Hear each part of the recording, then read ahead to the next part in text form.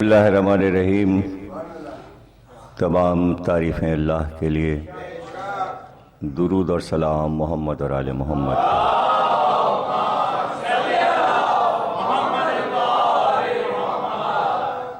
1432 ہجری کے شہ محرم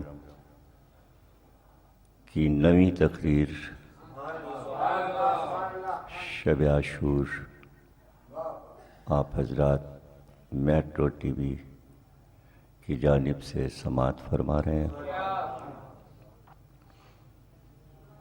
ہم نے گفتگو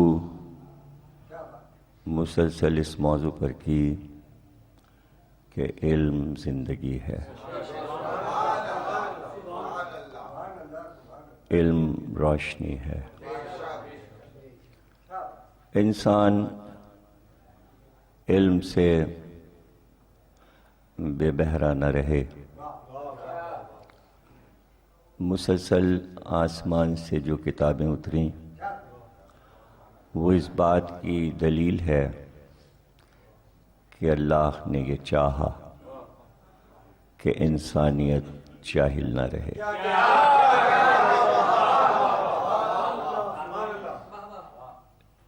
جاہل ہونا، نہ جاننا، یہ ایک مسئلہ ہے، لیکن جاہلیت، ضد، یہ سب سے بڑا کفر ہے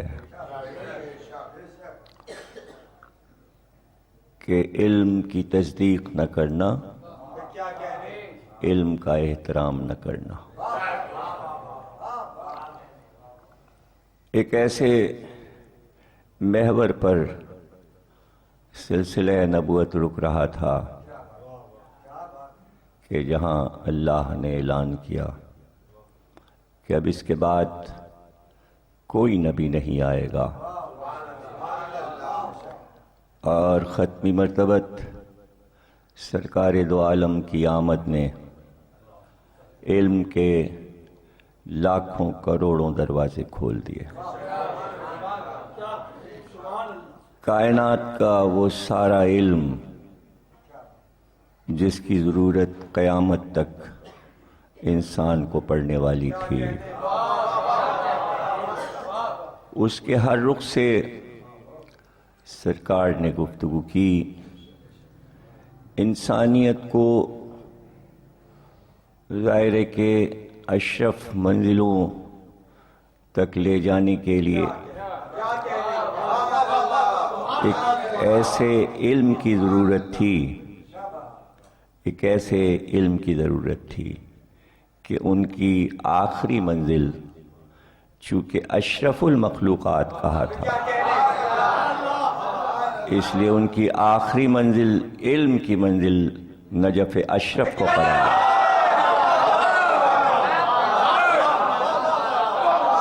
اشرف کے لیے اشرف علم کا انتخاب کیا۔ بس بات تمام کی تمام علم کی ہے کہ انسان جانے اور کوشش کرے۔ اللہ نے علم اتارا آسمان سے وحی کی صورت میں، لیکن مسلسل یہ تقاضا کیا انسانوں سے کہ ہم نے تمہیں عقل عطا کی ہے تو تم عقل سے کام کیوں نہیں لیتے؟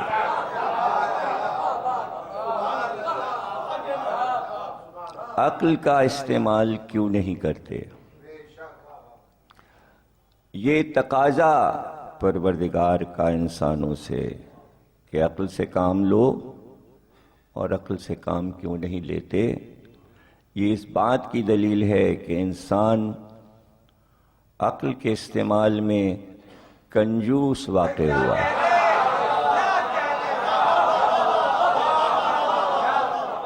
عقل ہے مگر استعمال نہیں کر رہا،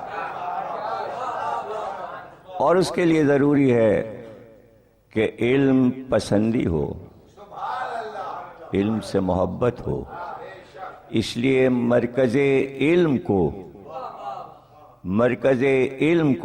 مرکز محبت بھی بنا دیا۔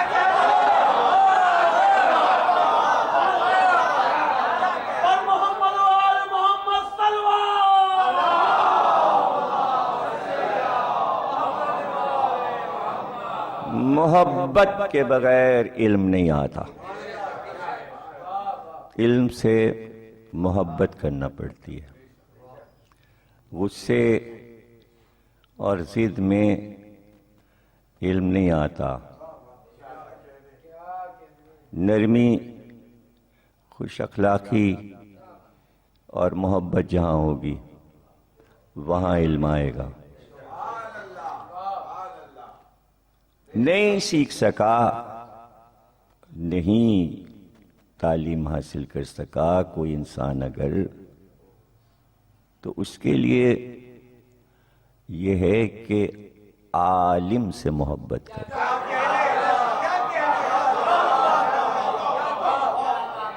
طالب علم سے محبت کرے، مرکز علم سے محبت کرے۔ وہ محبت کی طاقت اسے علم سکھا دے گی، یعنی اس کو جتنی ضرورت ہے اتنا علم اس کے پاس آ جائے گا۔ اور علم میں بتا چکا کہ علم کی شاخیں ہیں، علم رکتا نہیں، علم بڑھتا جاتا ہے۔ پہلے ایک ڈاکٹر ہوتا تھا، اس کے پاس آپ چلے جائیے، کوئی بھی بیماری ہو وہ اس کا علاج کر دیتا تھا۔ لیکن آج انسان ایک ہے لیکن ڈاکٹر الگ الگ ہے۔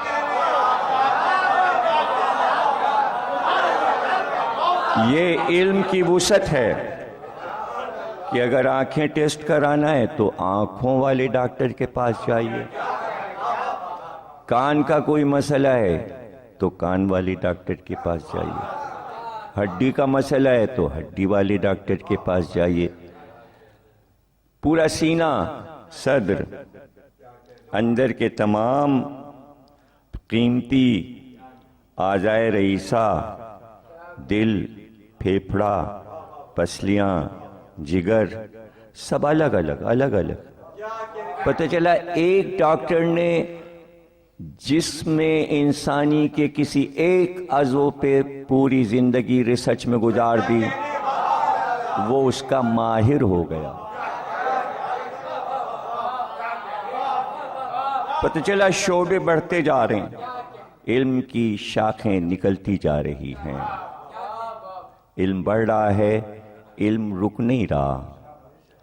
تو وہ کون سا شعبہ ہے کہ جو بغیر علم کے دنیا میں رائج ہے؟ علم اور علم۔ تو توجہ علم کی طرف اگر ہوگی تو قرآن نے یہ بات کہہ دی کہ اگر آپ علم پسند ہیں اور علم والوں کو پسند کرتے ہیں اور آپ علم والوں سے محبت کرتے ہیں تو جھگڑا ہوگا ہی نہیں۔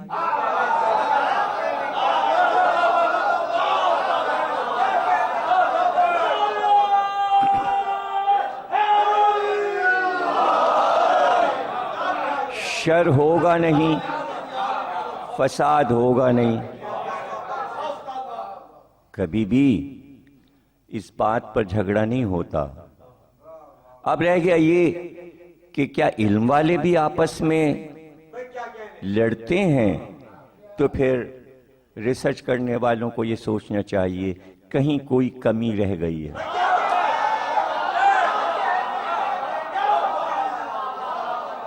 جس طرح کشف کرنا چاہیے تھا، جس طرح جذب کرنا چاہیے تھا، جن اصولوں کے ساتھ سیکھنا چاہیے تھا، کہیں کچھ اصولوں کو ترک کیا ہے، اور اس کی وجہ سے ایسا ہوا ہے کہ علم ہونے کے باوجود علم کے خلاف کام ہو رہا ہے۔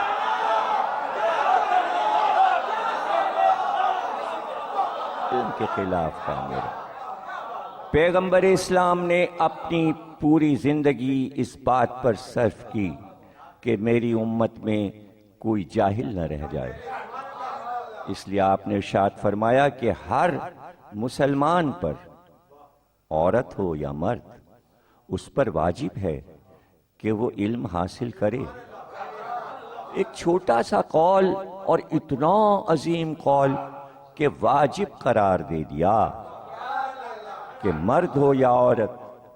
اور ظاہر ہے کہ علم ماحول طلب کرتا ہے.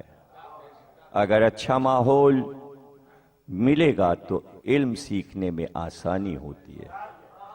اس لیے سرکار نے یہ بھی ارشاد فرما دیا، اپنے گھر کے ماحول کو اچھا رکھو. اگر ماں باپ دونوں علم سے آراستہ ہیں تو ان کی گود میں پلنے والا بچہ ظاہر ہے کہ علم پسند ہوگا.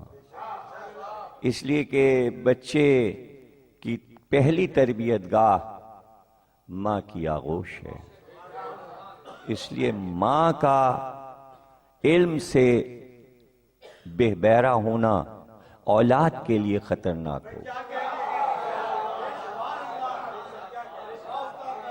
لیکن جو علوم اور ان کے قیود اور اصول اللہ نے وضع کر دیے، اس سے ہٹ کر کسی چیز کو علم نہ کہیے. علم کے اصول پیغمبر نے بنا دیے، اور جب اعلان کر دیا کہ بھئی ساری دنیا کا علم، یعنی علم سے متعلق تمہیں جو بھی ضرورت پڑے وہ سب کچھ شہر میں ہے، اور میں شہر علم ہوں. میں شہر علم، اور علی اس کا دروازہ ہے. طلب کر کے دیکھو، کبھی علم کا سوالی در سے خالی ہاتھ نہیں جائے. کبھی خالی ہاتھ نہیں جاتا، اور علم کا در کبھی بند نہیں ہوا.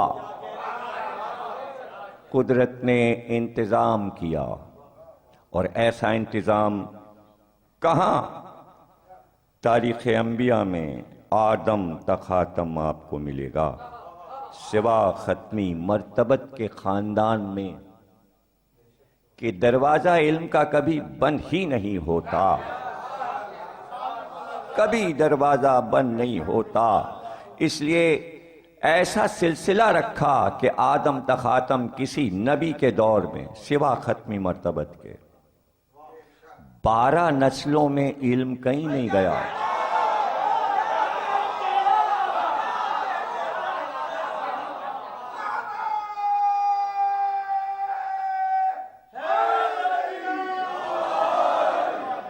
موسیٰ کا علم حضرت موسیٰ پر ہی ختم ہو گیا. حضرت عیسیٰ کا علم حضرت عیسیٰ پر ختم ہو گیا. لیکن چونکہ حبیب کہا تھا آخری نبی کو، اور شہر علم کہا تھا اللہ نے اپنے آخری نبی کو، اس لیے اگر علم کا دروازہ بند کر دیتا تو انسانوں کے لیے بہانہ ہو جاتا. بتانے والا نہیں تھا، سکھانے والا نہیں. شہر محدود ہو جاتا اگر نبی کے بعد 12 امام نہ آتے. شہر کی وسعتیں بتائیں، اور پھر 12 کے 12 ارشاد فرما دیا. یہ 12 علم میں برابر ہیں، کسی کا علم زیادہ ہے نہ کسی کا علم کم ہے. اور یہ بھی بتا دیا کہ قول میں تضاد نہیں ہے. ایک ہی بات سب کہیں گے، علم میں تضاد نہیں ہے. وہی 12 دری تھی علم کی جس سے شہر علم سجا تھا.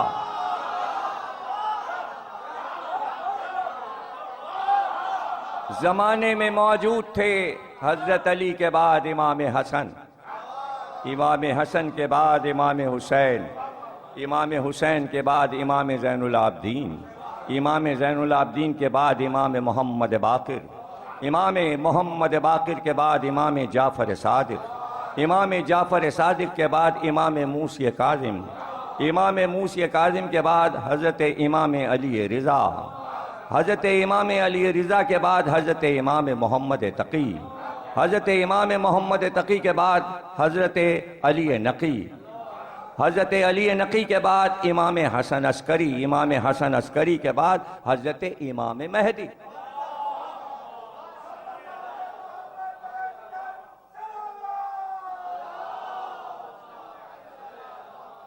دیکھیے یہ علم اتنا تھا کہ نسلوں میں گیا، اور آج ہم اولیاء کے مزاروں کو جو دیکھتے ہیں اور وہاں سے جو علم بٹا اور جو توحید کا پیغام چلا اور جو اسلام کی تبلیغ ہوئی، یہ انہی 12 سے علم لے کر اپنے آپ کو ہر ایک ولی کہلوا رہا ہے، اور ہر ولی کے مزار پر جب اس کا ذکر شروع ہوتا ہے تو اس کا شجرہ جب پڑھا جاتا ہے تو یہی 12 نام۔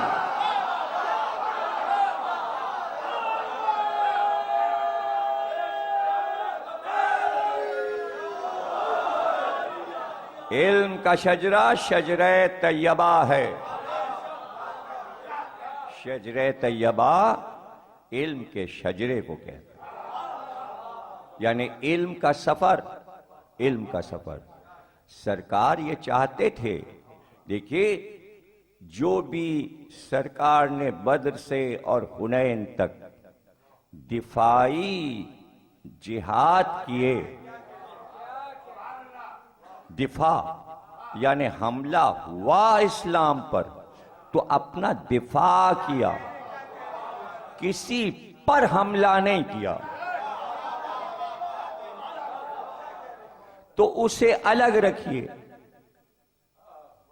وسعت جو پھیل رہی ہے اور چھائی جا رہی ہے رحمت پروردگار کی کائنات پر، وہ ان لڑائیوں سے نہیں پھیل رہی ہے۔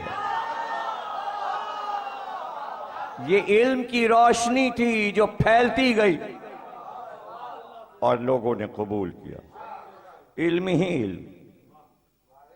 اور جب علم میں زندگی نظر آئی، انسان نے جب جینا چاہا اور سانس لینا چاہا، تو ختمی مرتبت کے علم میں اس کو پناہ نظر آئی۔ اگر میں بتانا شروع کروں کہ کتنے ختمی مرتبت کے بتائے ہوئے فائدے مند اصول دیگر مذاہب نے اپنے آپ میں سمو لیے، اس لیے کہ وہ جانتے تھے کہ یہ چیز ہمارے یہاں موجود نہیں تھی، ہمارے یہاں موجود نہیں تھی، اس لیے ہم اسے اپنا لیں۔ لفظ لیے، چیزیں لیں، اصول لیے، اور وہ اصول ان کے کام آئے۔ اور آج اگر دنیا میں آپ دیکھ رہے ہیں کہ کہیں انسانیت پائی جاتی ہے تو یہ ختمی مرتبت کی آمد کا صدقہ ہے۔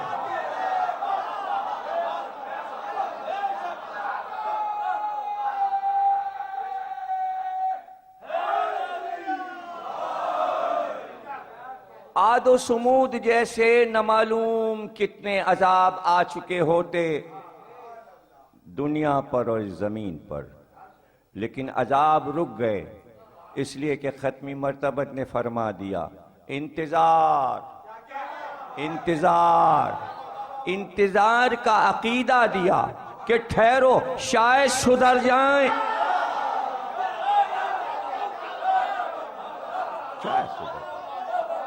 شاید علم کی طرف مائل ہو جائیں، شاید باب مدینۃ العلم کی چوکھٹ پہ سر جھکا دیں، ہو سکتا ہے علم پسند ہو جائیں۔ وہ لڑائیاں بھی جسے بدر و احد و خندق و خیبر و حنین کہتے ہیں، وہ علم کی لڑائیاں تھیں، وہ اصولوں کی لڑائیاں تھیں، وہ سکھانے کے لیے تھیں کہ اگر میدان جنگ آ ہی جائے تو اس طرح جنگ کرنا جیسے ہم نے کی ہے۔ عدل کی راہ سے ہم ہٹے نہیں، ہم نے ظلم کے لیے جہاد نہیں کیا، بلکہ ہم نے جنگ شروع ہونے سے پہلے یہ اعلان کر دیا کہ ہمارے لشکر کے سپاہی مخالف دشمن کا پانی بند نہیں کریں گے۔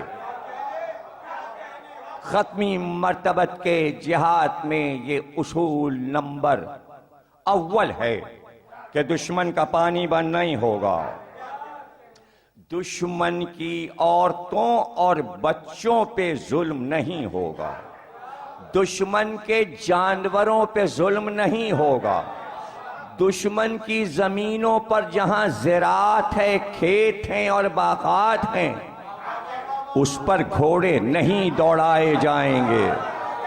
تو ایک جہاد نے کائنات کی کتنی چیزوں کو محفوظ کیا، یا آپ یہ دیکھ رہے ہیں کہ قتل عام ہو رہا ہے؟ نہیں، وہ قتال نہیں تھا، وہ قتال نہیں تھا، وہ اصول تھے۔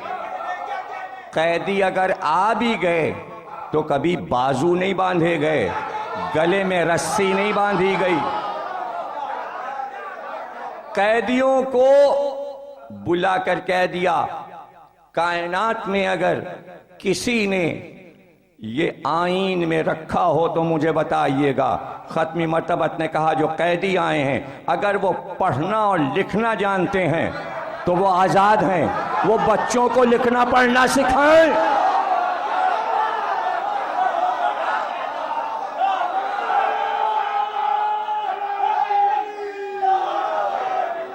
یہ ہے علم کی بلندی، یہ ہے علم کی بزرگی۔ جسے جو صنعت آتی ہے وہ آگے بڑھے اور اس میں کام کرے، کاروبار کرے۔ کوئی قید خانہ بنایا تھا ختمی مرتبت نے مدینے میں؟ اگر بنایا تھا تو وہ قید خانہ مدینے میں کہاں بنا تھا؟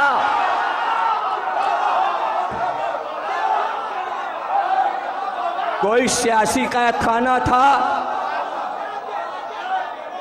جس میں کافروں کو قید کر کے باندھ کر رکھا جاتا تھا؟ ہمیں تو مدینے میں کوئی قید خانہ نہیں ملتا۔ اللہ عادل ہے، اللہ کسی پہ ظلم نہیں کرتا۔ دنیا میں جہاں کہیں بھی ظلم ہو رہا ہے وہ اللہ کی طرف سے نہیں ہے۔ واقعہ کربلا ظلم تھا، واقعہ کربلا میں حسین اور ان کے بچوں پر ظلم ہوا تھا، یہ ظلم اللہ کی طرف سے نہیں تھا، اس لیے کہ جو حاکم تھا اس وقت کا، جس کے حکم سے یہ ظلم ہوا تھا، وہ اللہ کا بنایا ہوا نہیں۔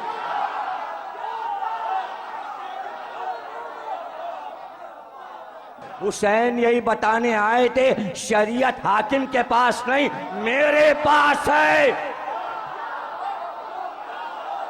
شریعت کا مالک میں ہوں، شریعت کا مالک میں ہوں، شریعت کا محافظ میں ہوں، سیرت پیغمبر کا محافظ میں ہوں، اور سب کتابوں میں سیرت پڑھتے ہیں، میں مجسم محمد کی سیرت کا نمونہ ہوں۔ آپ بتائیے اگر آپ علم رکھتے ہیں تو جو کچھ حیات طیبہ میں، سیرت طیبہ میں نبی میں موجود تھا وہ سب حسین میں تھا یا نہیں تھا؟ ہر وہ اخلاقی صورتحال جو نبی کے لیے بیان کی جاتی ہے وہ سب کچھ حسین میں موجود تھی، وہ سب کچھ موجود۔ سرکار کی سیرت ایک تو جسے قرآن نے اسوہ حسنہ کہہ دیا، اللہ نے تعریف کر دی، رحمت کہہ دیا، قرآن نے تعریفیں کی ہیں کہ کیا کہنا آپ کے اخلاق کے، اسی اخلاق کے وارث حسین تھے، اسی اخلاق کے وارث حسین تھے۔ اب یہ سوچنا کہ یہ پہلو نکالا جائے کہ حسین کوئی تخت چاہتے تھے، حکومت چاہتے تھے، اگر چاہتے بھی تھے تو حسین کے لیے مشکل نہیں تھا۔ اس لیے مشکل نہیں تھا کہ اس کے لیے پیسہ پانی کی طرح بہا کر ملکوں کو خریدا جا سکتا ہے۔ حسین انسانیت خریدنے نہیں نکلے تھے، انسانیت کو آزاد کرنے کے لیے نکلے تھے۔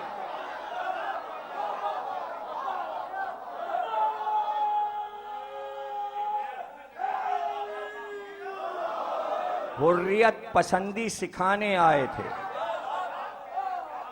اور اگر نہ اٹھتے حسین تو ایک پیغام اندھیرے میں رہ جاتا، اور قیامت تک کے لیے انسانیت اندھیرے میں رہ جاتی کہ اس رخ سے علم کے کتنے پہلو ہیں۔ امام حسین نے علم کے ہر پہلو کو اپنی سیرت سے سمجھایا، اپنی سیرت سے سمجھایا اور بتایا۔ آپ یہ دیکھیے کہ راستے میں ہر جگہ علم لٹاتے ہوئے جا رہے ہیں۔ حر کو اگر پانی پلایا ہے تو یہ علم ہے، یہ علم ہے، یہ علم ہے کہ آتے ہوئے دشمن کو جانے نہیں دینا ہے۔ وہی حر جو راستہ گھیرے ہوئے ہے، عاشور کو آیا تو گلے لگا لیا۔ گویا حسین نے یہ بات کائنات کو سمجھائی، انسانوں سے نفرت نہ کرو، انسانوں میں جو برائی ہے اس سے نفرت کرو، برائی چھوڑ دیں تو گلے لگا لو۔ اگر ایسا نہ ہو تو آپ ساری انسانیت کو گلے کیسے لگا سکتے ہیں؟ آج آپ جب بات کرتے ہیں کافروں اور مشرکوں کی، اور جب آپ بحیثیت مسلمان ان کے عیب بیان کرتے ہیں، تو بحیثیت انسان وہ برے نہیں۔ بھئی وہی دو آنکھیں آپ کی بھی ہیں اور ان کی بھی ہیں، اسی طرح وہ بھی کھاتے پیتے چلتے ہیں جیسے آپ ہیں، تو انسان آپ جیسے انسان، لیکن انہوں نے جو چیز اپنائی ہوئی ہے وہ آپ کی پسندیدہ نہیں ہے۔ جس دن وہ چھوڑ دیں گے وہ آپ جیسے ہو جائیں گے۔ اب بھئی عرب کے سارے کافر انسان تھے، بت پرستی چھوڑی، نبی نے گلے لگا لیا۔ ارے کس بات پہ گلے لگایا؟ اس لیے امام مہدی کو رکھا کہ ساری انسانیت کفر و شرک کو جب چھوڑ دے گی تو مہدی گلے لگائے۔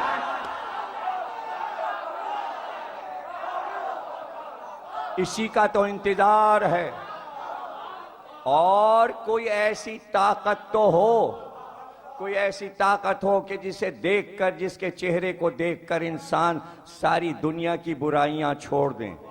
تو کیا روئے زمین پر اللہ نے ایسا اپنا کوئی نمائندہ نہیں رکھا ہوگا کہ جسے دیکھ کر انسان برائیاں چھوڑ کر اچھائیوں کی طرف آ جائے؟ تو ہم کس انتظار میں بیٹھیں؟ اسی تو انتظار میں بیٹھیں زمانہ برائیاں چھوڑ کے اچھائیوں کی طرف آ جائے۔ لیکن اے مسلمانوں، انتظار میں ہو کہ کافر اور مشرک برائیاں چھوڑ کر تمہاری طرف آ جائیں۔ تم بتاؤ ساری برائیاں چھوڑ کر اللہ کی طرف کب جاؤ گے؟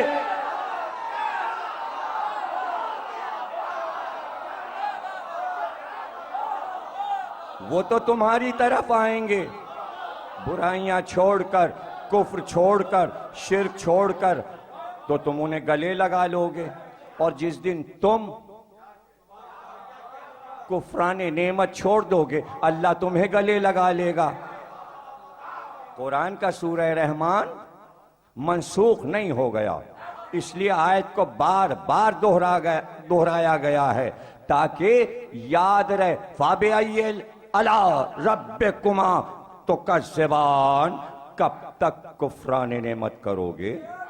تو آج بھی قرآن پکار رہا ہے کب تک کفران نعمت کرو گے؟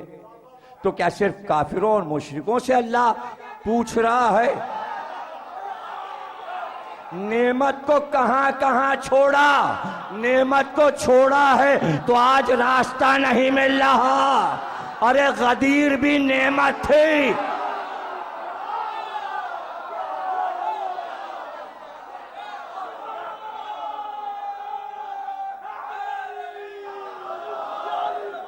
इल्म का रास्ता नेमत था, क्यों किया कुफरान नेमत।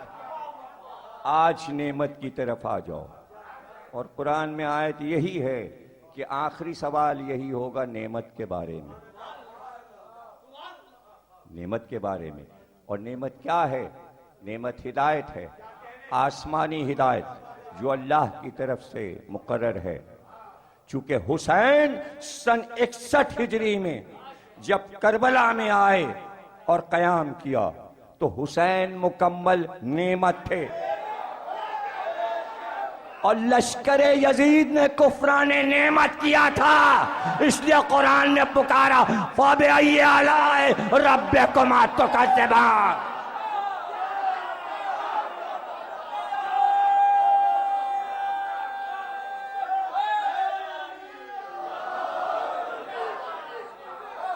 फबिअय्यि आलाए रब्बिकुमा तुकज़्ज़िबान।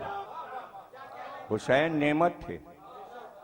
जिसने समझा कि हुसैन नेमत थे वो कहीं भी था तो पहुंच गया, उसने अपने आप को वहां तक पहुंचा दिया।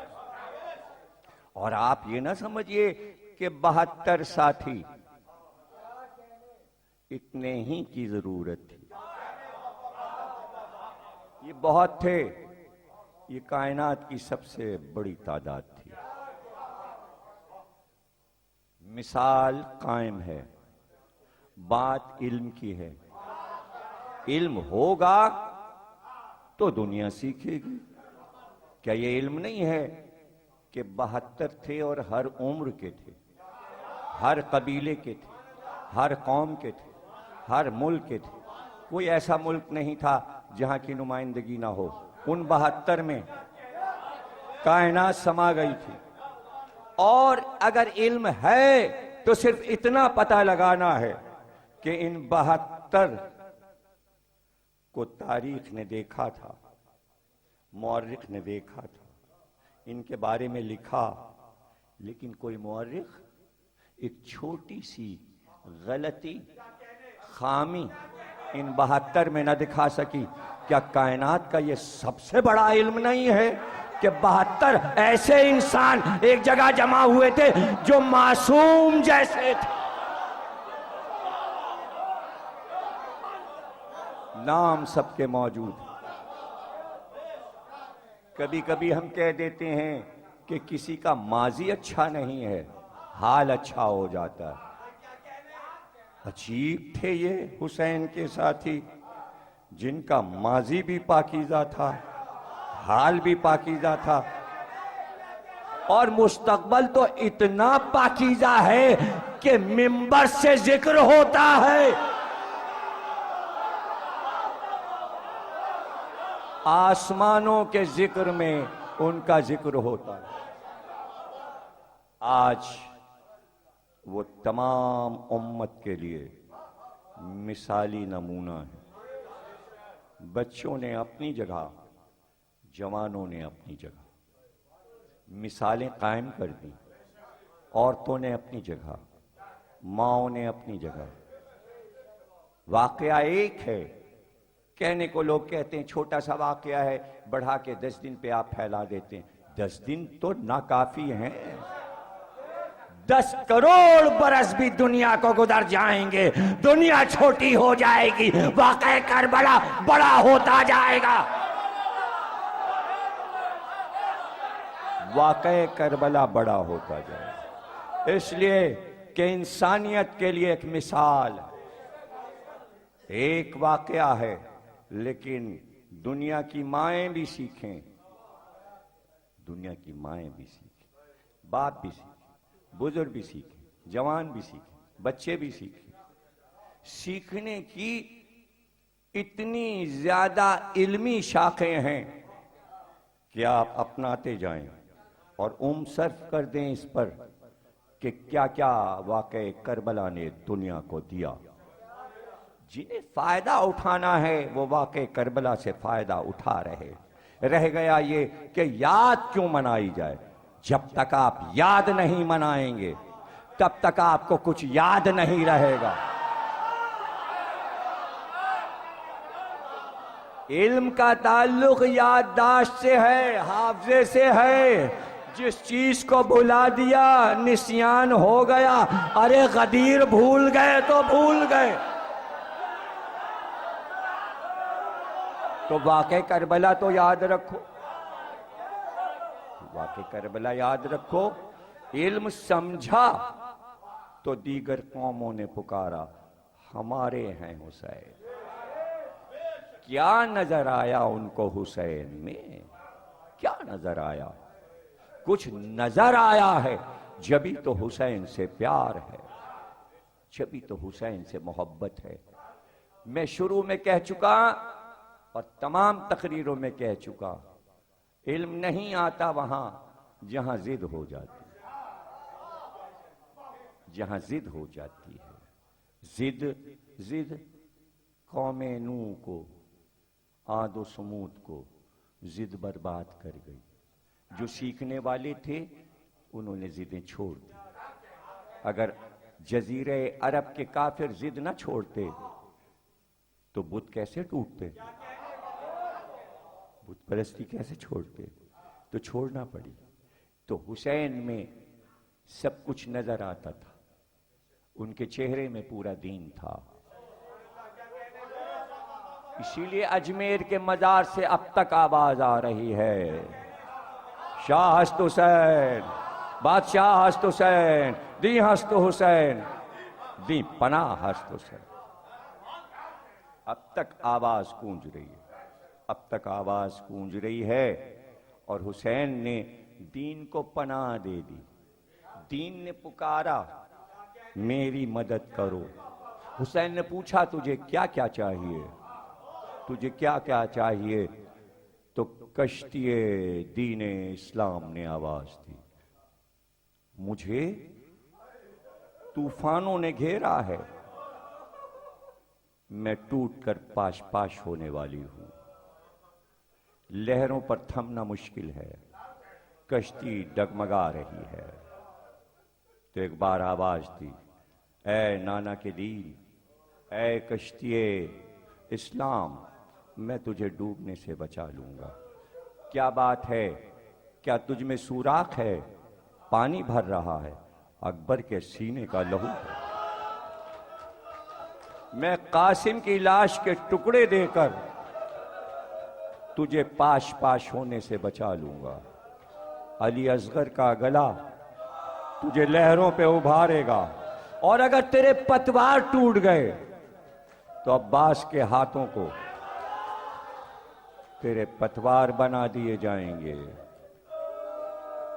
اور اگر منزل پر جانے کے لیے تجھے بادبان کی ضرورت ہے تو زینب کی چادر لٹ رہی ہے اور نانا کے دین کا بادبان بن رہا ہے. تھم گئی کشتی اسلام، دین کی بقا قیامت تک کے لیے ہو گئی.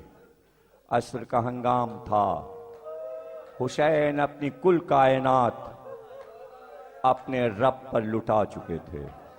اور اب آواز آ رہی تھی، آؤ تم بھی آؤ، تمہارا انتظار ہے.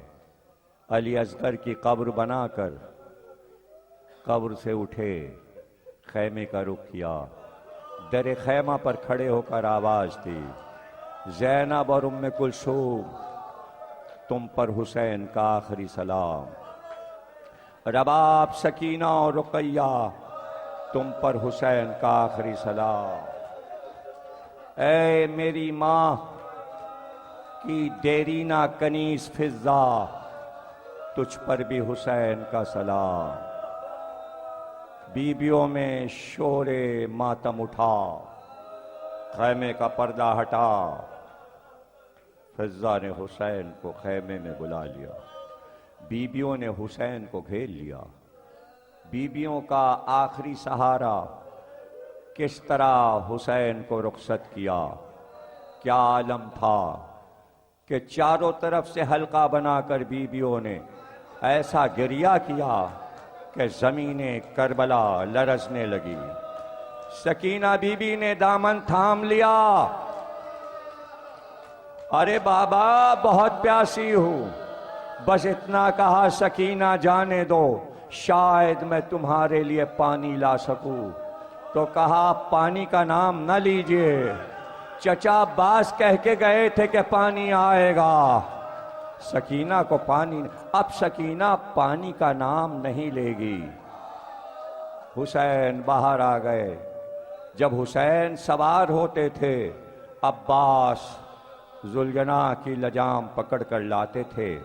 قاسم و علی اکبر رکاب کو تھامتے تھے اور حسین کا بازو پکڑ کے زین پر سوار کر دیتے تھے. اب جو حسین باہر آئے، دائیں جانب دیکھا، بائیں جانب دیکھا، بس اتنا کہا ارے ہے کوئی میری سواری کا گھوڑا لانے والا، مگر کوئی آواز نہ آئی. یہ حسین کی تنہا آواز تھی کہ خیمے کا پردہ الٹ کر دو بیویاں باہر نکلیں. ایک حضرت زینب، ایک حضرت ام کلثوم سیاہ نقاب اور برقعے میں. ایک بہن نے لجام کو تھاما، ایک نے رکاب کو تھاما اور کہا بھائیا آج بہنیں سوار. حسین کی سواری رن کو چلی، حسین کی سواری رن کو چلی. پہلے حجت کو تمام کیا، سمجھایا کیا کرتے ہو. اب تو گھر بھی نہ رہا تھا، سب مارے گئے، لیکن پھر بھی یہ چاہتے تھے کہ اب بھی اگر راہ راست پر آ جائیں، اب بھی اگر بات کو سمجھ لیں. مگر جواب میں تیر آئے، پتھر آئے. اب تو اس نے معبود تھا، باپ کی تلوار ذوالفقار کو نکالا جو احد میں چمکی تھی، جو خیبر و خندق میں چلی تھی. اب جو حسین نے ذوالفقار کو کھینچا تو لشکر بھاگتا ہوا نظر آیا. علی کا شیر جنگ کر رہا تھا.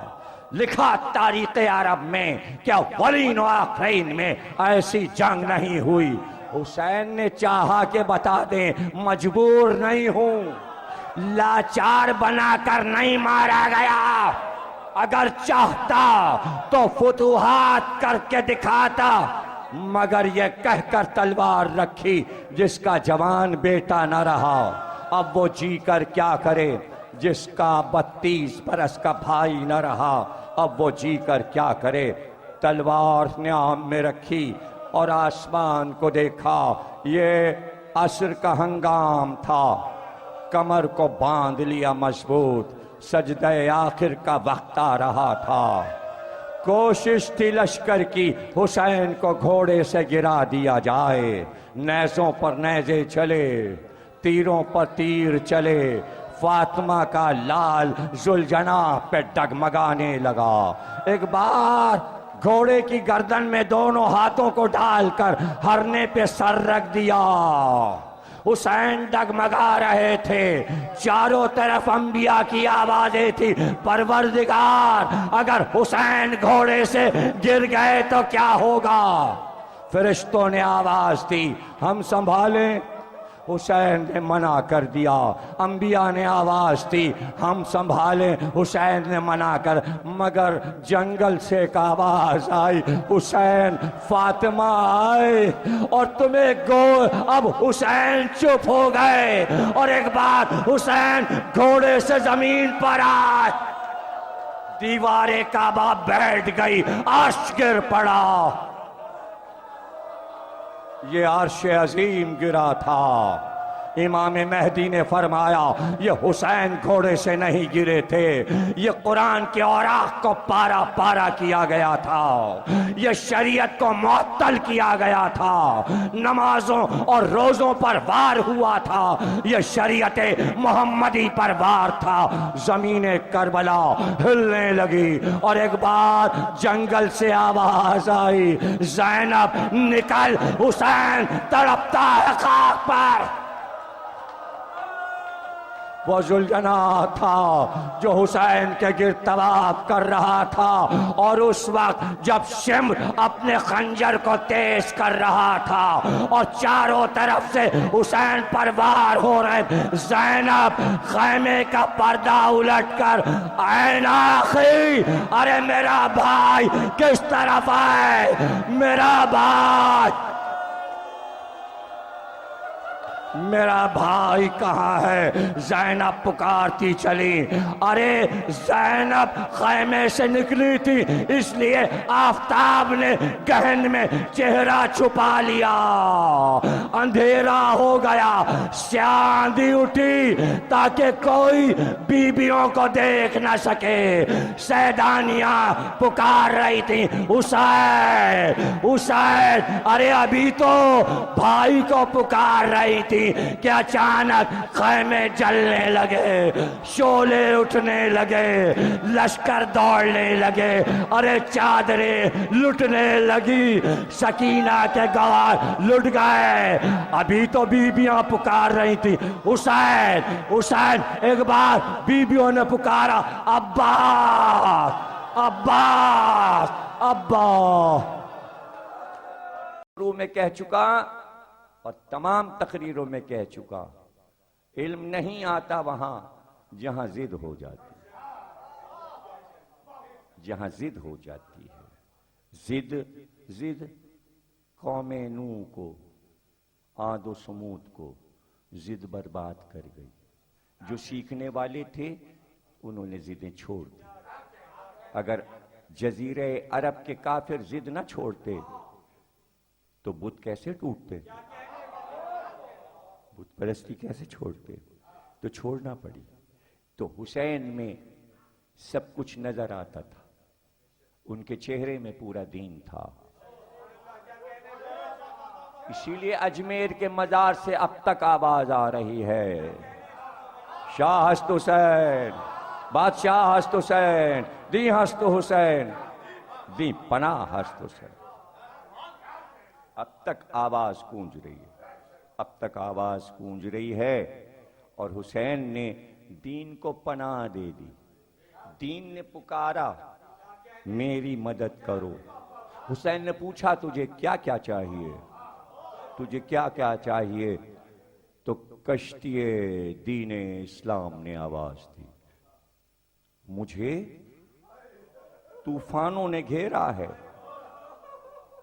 میں ٹوٹ کر پاش پاش ہونے والی ہوں، لہروں پر تھمنا مشکل ہے، کشتی ڈگمگا رہی ہے۔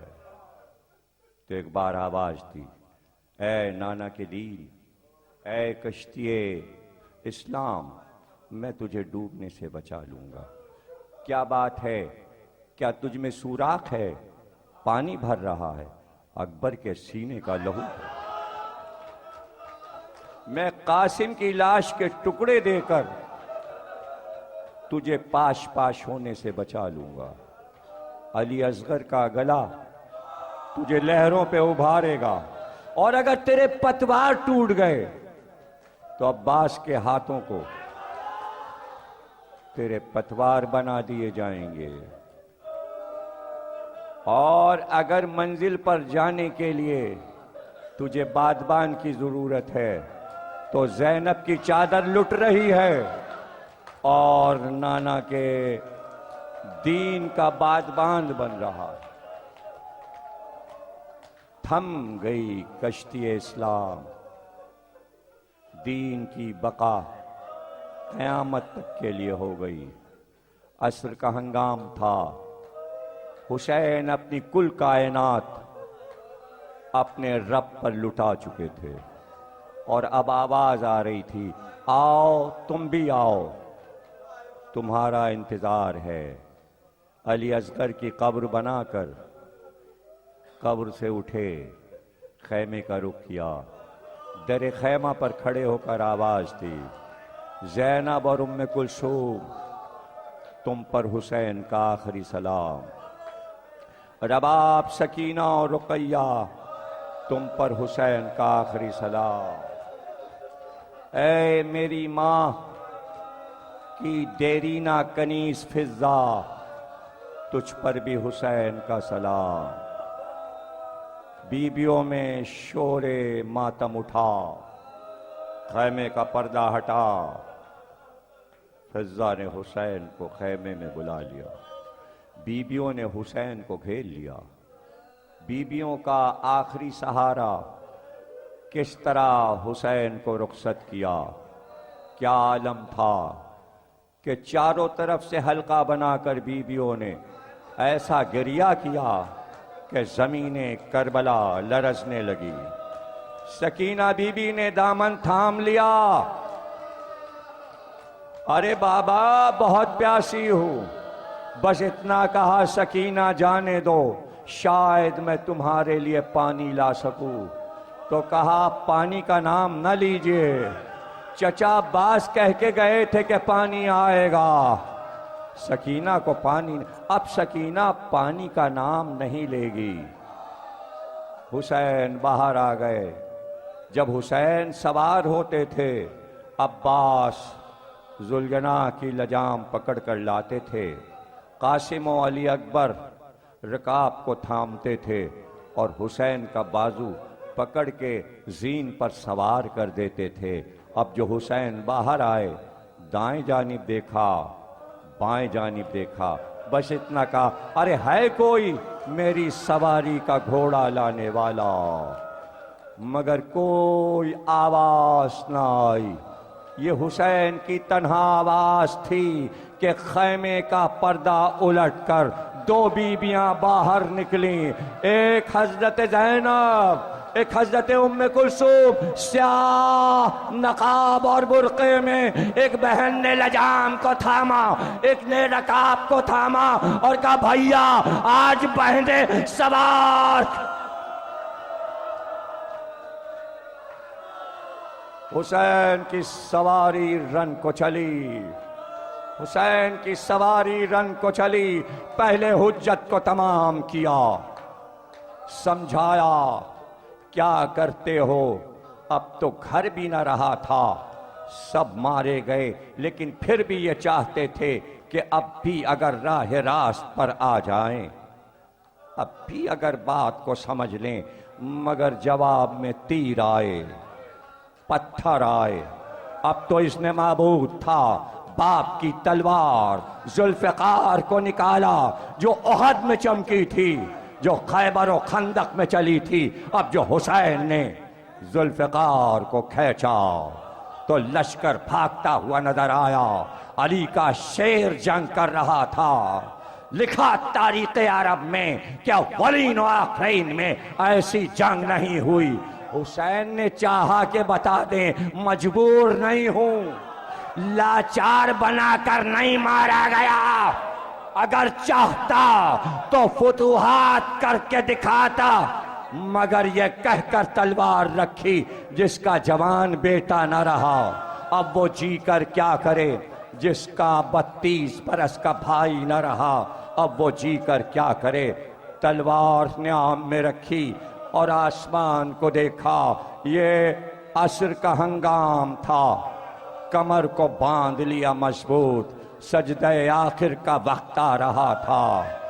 کوشش تھی لشکر کی حسین کو گھوڑے سے گرا دیا جائے، نیزوں پر نیزے چلے، تیروں پر تیر چلے، فاطمہ کا لال ذوالجناح پہ ڈگمگانے لگا۔ ایک بار گھوڑے کی گردن میں دونوں ہاتھوں کو ڈال کر ہرنے پہ سر رکھ دیا، حسین ڈگمگا رہے تھے، چاروں طرف انبیاء کی آوازیں تھی، پروردگار اگر حسین گھوڑے سے گر گئے تو کیا ہوگا؟ فرشتوں نے آواز دی، ہم سنبھالیں، حسین نے منع کر دیا، انبیاء نے آواز دی ہم سنبھالیں، حسین نے منع کر، مگر جنگل سے ایک آواز آئی حسین فاطمہ آئے، اور تمہیں اب حسین چپ ہو گئے، اور ایک بار حسین گھوڑے سے زمین پر آئے، دیوار کعبہ بیٹھ گئی، عرش گر پڑا، یہ عرش عظیم گرا تھا۔ امام مہدی نے فرمایا یہ حسین گھوڑے سے نہیں گرے تھے، یہ قرآن کے اوراق کو پارا پارا کیا گیا تھا، یہ شریعت کو معطل کیا گیا تھا، نمازوں اور روزوں پر وار ہوا تھا، یہ شریعت محمدی پر وار تھا۔ زمین کربلا ہلنے لگی، اور ایک بار جنگل سے آواز آئی زینب نکل، حسین تڑپتا ہے خاک پر۔ وہ ذوالجناح تھا جو حسین کے گرد طواف کر رہا تھا، اور اس وقت جب شمر اپنے خنجر کو تیز کر رہا تھا اور چاروں طرف سے حسین پر وار ہو رہے، زینب خیمے کا پردہ الٹ کر عین آخی، ارے میرا بھائی کس طرف آئے، میرا بھائی، میرا بھائی کہاں ہے؟ زینب پکارتی چلی، ارے زینب خیمے سے نکلی تھی، اس لیے آفتاب نے گہن میں چہرہ چھپا لیا، اندھیرا ہو گیا، سیاہ آندھی اٹھی تاکہ کوئی بیبیوں کو دیکھ نہ سکے، سیدانیاں پکار رہی تھی حسین حسین، ارے ابھی تو بھائی کو پکار رہی تھی کہ اچانک خیمے جلنے لگے، شعلے اٹھنے لگے، لشکر دوڑنے لگے، ارے چادریں لٹنے لگی، سکینہ کے گوار لٹ گئے، ابھی تو بیبیاں پکار رہی تھی حسین حسین، ایک بار بیبیوں نے پکارا عباس عباس عباس،